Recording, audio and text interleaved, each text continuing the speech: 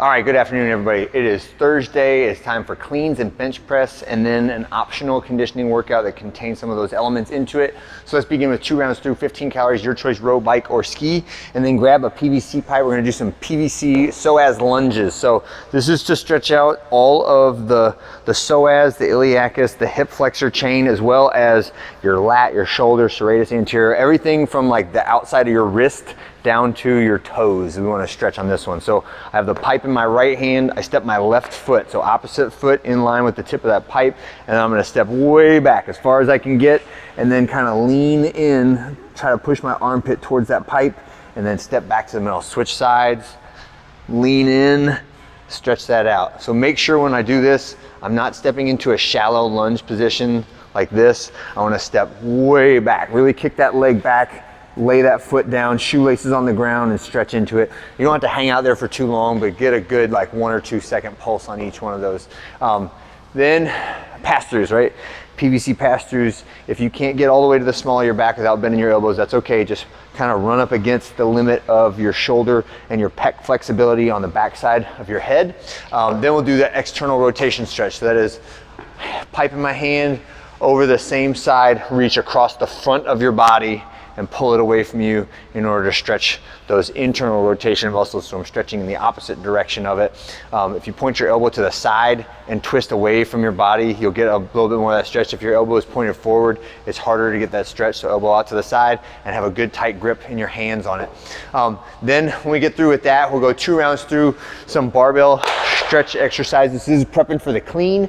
I want to stretch out my front rack position, right? So elbows away from the body, and then bar on the knees stretch. So we're stretching out the ankles, the hips, the Achilles, all the catching stuff for our clean. And then we can go into our clean work warm-ups, right? So clean pull, clean high pull, and tall clean. Go in order like that. So the clean pull works on the transfer of momentum from the legs to the shoulder, right? So hinge, jump and shrug. Then the high pull is hinge, jump, shrug, high pull. So same pattern, we're just making it a little bit longer. And then the tall clean starts on the toes, row it up to my belly button or so, and then pull, catch in that power position and stand tall. The clean today is max effort, right? So for most of us, that means a power clean, right? So a power clean starts at the shins, jump, pull, catch at the shoulders in that power position. You may also do the squat clean if you would like to, which is catch at the bottom of the squat and stand tall. The main differences there are the complexity of the movement, the range of motion of the movement. Power clean and squat clean are very different, right? And in the beginning, if you're relatively new to strength training, power clean will be heavier than the squat clean. If you've been doing it for several years, you're more advanced of a technical lifter, your squat clean will eventually overtake the power clean in how much weight you can lift. So keep that in mind, and you can choose whatever you want. We did just do clusters on Monday, and we did back squats on Monday. So you probably don't feel like doing another huge effort squat today. So I would recommend the power clean if you're following along with the programming and the flow through the week. And I like to put the clean and the bench press together, clean first, because it warms up your nervous system, gets you firing everything explosively and powerfully. And then we can take that into the bench press, which should be a very similar weight in terms of the absolute load that you put on the bar. Your clean and your bench should be very similar for a well-balanced and advanced lifter, right? So don't expect them to be the same if you're brand new, or if you did bench press all your life and you're just learning to clean, right? Either of those, there's lots and lots of reasons why they won't be the same, but it should be one of those kind of targets in your head of like, I would like for my clean and my bench to be pretty close to the same number, right? So then we'll do max effort bench press. Take your warm-up reps, make sure bench press, absolute necessity for a spotter when we go for our heavy reps, right? All the way down, touch the chest, lock out those arms, and then have your spotter help you put it back in the rack.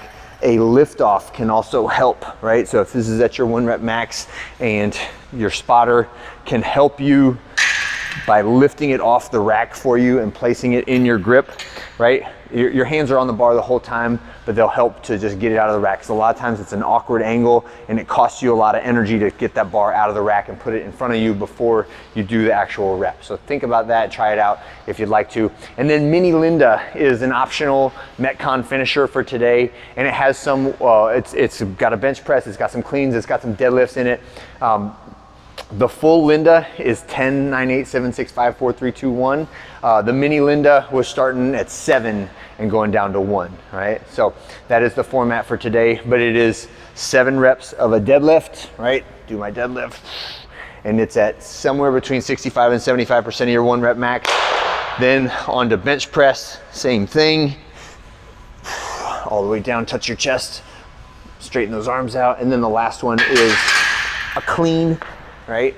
So back to a different bar and clean, right? So that is Linda and Mini Linda. When you do Mini Linda, it should be significantly shorter because we're cutting out the 3 biggest sets of the workout. And also on regular Linda versus Mini Linda, regular Linda is tied to your body weight. So it is a 1.5 body weight deadlift, it is a body weight bench press, and then it is a 3/4 body weight clean, right? And that is the benchmark exercise lifts. For Mini Linda, we're gonna use percentages. We're using 65 to 75% of your 1 rep max on each of those exercises. So same exercises, we're just tying it to percentages instead of the body weight because it can help to even out the workout a little bit. It's a great one to do with a small team, right? Or with a partner who can spot you on the bench press if you need that, all right? So make sure if you're doing it, you're not just doing it by yourself in a corner, and because the bench press failure in a workout like that will absolutely sneak up on you, and you won't know it